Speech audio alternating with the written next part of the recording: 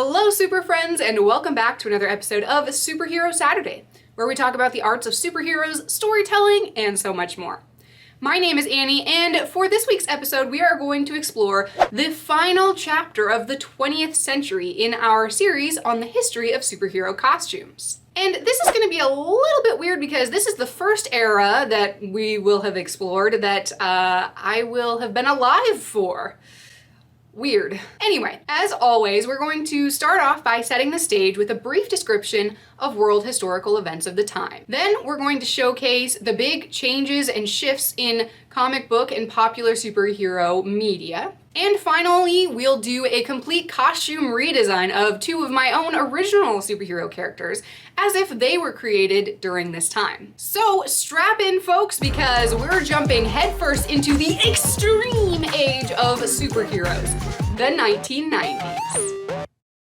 After the neon colors, big hair, and radical historical events of the 1980s, the 90s constituted both a culmination of these changes and a teaser for the new millennium to come. There were supersized meals at McDonald's, Furbies under every Christmas tree, and a new plastic toy and home video game for all the latest pop culture kid stories, like Harry Potter, Teenage Mutant Ninja Turtles, and Pokemon. Compared to some of the previous decades, it was an era of relative peace, prosperity, and progress. The Cold War had come to a close, the apartheid in South Africa ended, the Mall of America and the internet both opened to the public, and the world was looking forward to a bright new future. But it wasn't all Lisa Frank, rainbows, and unicorns. The drug trade in America became a dark undercurrent to society. The AIDS crisis showed people that we weren't invincible, even to the smallest of things. Those in the highest levels of government, from President Clinton to Princess Diana, found themselves as fallible as the people they led. Even the superhero world experienced its boom and bust in record speed, which led to one historian calling it the most interesting decade in comic book history. Of course, history rarely ever splits along numerical lines, and the changes in store for the 90s took root much earlier. For example, the 1989 Batman movie by Tim Burton seemingly reinvented one of the most iconic superhero characters, at least in the public eye. Those who had previously known only the bright colors and jazzy tunes of Adam West, and even Christopher Reeve's Superman, were startled by this grittier take on a beloved hero. But like the sudden popularity of grunge, the extreme generation was taking its chance to make a statement. This change was reflected and predated in comic books in many ways. Instead of guaranteeing that the hero would save the day by the end of the issue, comic book companies like publishing giants Marvel and DC began reaching further and further for more radical interpretations of their classic characters in the 90s.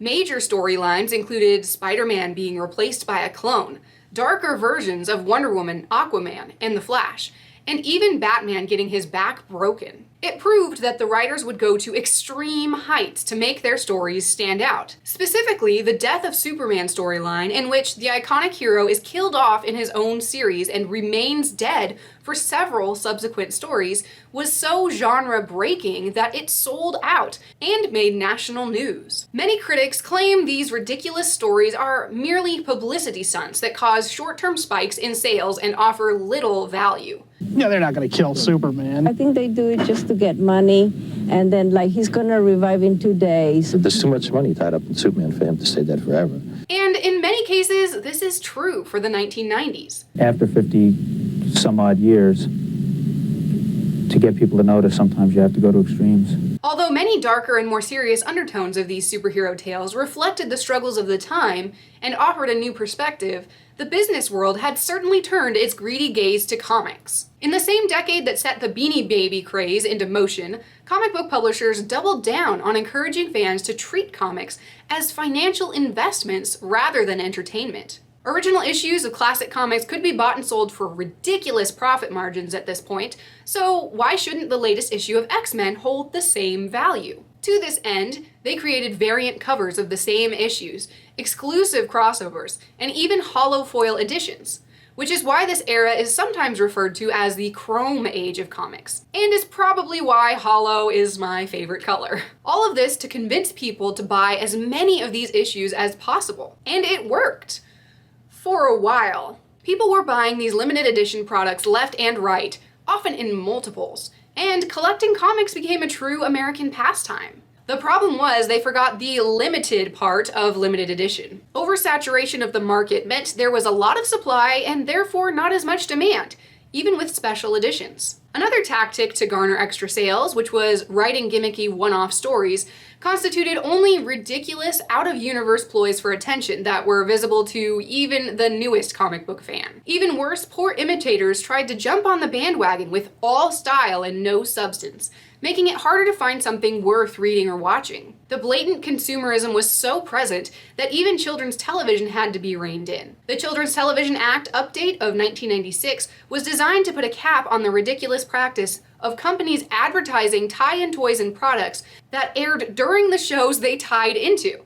So basically you would be just watching Pokemon and then on the commercial break they would say, "Here, buy this little Pikachu." I mean, how are kids supposed to deal with that? This changed the way many popular kids' shows were programmed on cable television, especially for Saturday morning superhero cartoons. On top of these commercialization problems, there were also internal issues within the comic book industry itself. Shipping and printing problems, bad staffing decisions, and shifts in creation and distribution left many stories and fans high and dry. And in 1996, even bankrupted the publishing giant Marvel in the Great Comics Crash. Yes, apparently 1996 was a big year. Remarkably, the originators of the Avengers franchise we know and love were flat broke less than 30 years before they made the record-breaking blockbuster movies of the same characters. Oddly enough, while the superhero genre was going bust and established companies went to more and more extreme lengths to recapture their audience, new stories found their way into the market. It was a new age of experimentation. Anything was possible, as long as it was ridiculously over the top. Independent presses were forming everywhere, giving voice to stories from people who had previously been lost in the battle of Marvel versus DC. These include publishers like Tundra, Valiant, Image, and even Dark Horse. Some of these found their footing, and others went the way of the pager. One company in particular, called Milestone Comics, was founded by 4 black men and gave voice to many stories of and about people of color, including my personal favorite superhero, Static. It was a good time for artists to learn to break free of the old comic tropes. One more thing to note about superheroes in the 90s was that live-action superhero movies were starting to find more of a footing. The Tim Burton Batman movies changed the way the public saw heroes and villains. The Teenage Mutant Ninja Turtles, once a dark playoff of Marvel's Daredevil, now featured much more kid-friendly and market-friendly productions.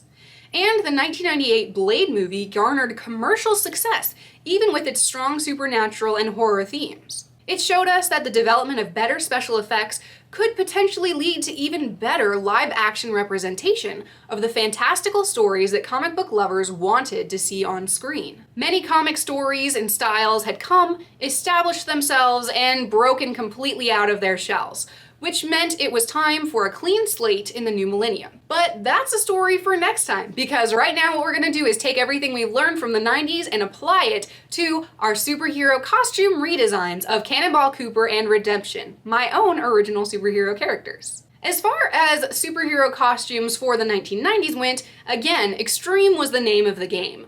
Flaming swords for hands? Sure. Huge, unwieldy capes that flap even without wind? Totally.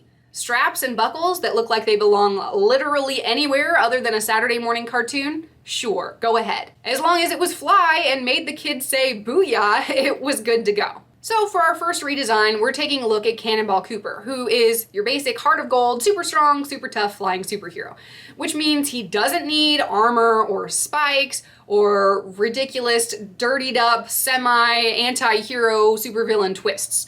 So we're gonna put all of that into this right now. Hey, it's the 90s. I basically got rid of all of the color in his costume and kind of grunged it up a little bit with straps and shoulder pads and knee pads and things like that. I also gave him some facial hair and a few scars and made it basically the type of costume that would only work for him in an alternate universe. I also gave him one of those thigh straps that do nothing but look cool, because for some reason those were particularly popular at this time. And I gave him a little bit of a different hairstyle, the kind of like a little bit longer on top and shorter on the sides look. Next, for Redemption, I want to make a note and say that Wonder Woman's 1990s outfit was completely ridiculous. It was totally different from anything that you could think of for Wonder Woman. It was a biker girl look with a jacket and wrestling pants and all sorts of things. So I kind of took a little bit of inspiration from her, but also combined it a bit with X-Men costumes that I seen from this time. Because there was a little bit of an odd trend in this time of wearing traditional spandex superhero costumes with grungy jackets over the top. So that's what I wanted to design for her. I also gave her thigh-high boots just to be a little bit crazy, and a choker necklace because that's when they were fashionable the last time they cycled through. I also gave her a slick back ponytail look and powdery, desaturated, almost metallic makeup. I actually really dig the look on her, although it sure makes a contrast with the bright colors underneath and the dark colors on top. But I think this is going to make a particularly good example for us when we move into the 2000s for our next History of Superhero Costumes edition. So there you have it. That is our look into the history of superhero costumes in the 1990s for the extreme age of comics, or the Chrome era. What do you guys think? If you were alive during this time, do you remember anything in particular of the 90s that really stood out to you? Or if you are a little bit younger, are there any of these styles that you've seen come back around and be popular again? What would be different about your original characters if they were designed during this time? Go ahead and pop those down in the comments below and we'll continue the conversation there. And thank you so much for watching, Super Friends. I really hope you enjoyed this video. If you did, go ahead and give us a big thumbs up and subscribe to the channel and click the little bell if you want to see more superheroic content every other Saturday. You can also join the team by following us on social media and checking out our Patreon page. And if you want to see my original superhero characters in action in their own age of superheroism, you can go to our website at www.fearless9.com, where you can buy some books and check out some characters that may just be your new favorite superheroes. Thanks again for watching, Super Friends, and we'll see you next time.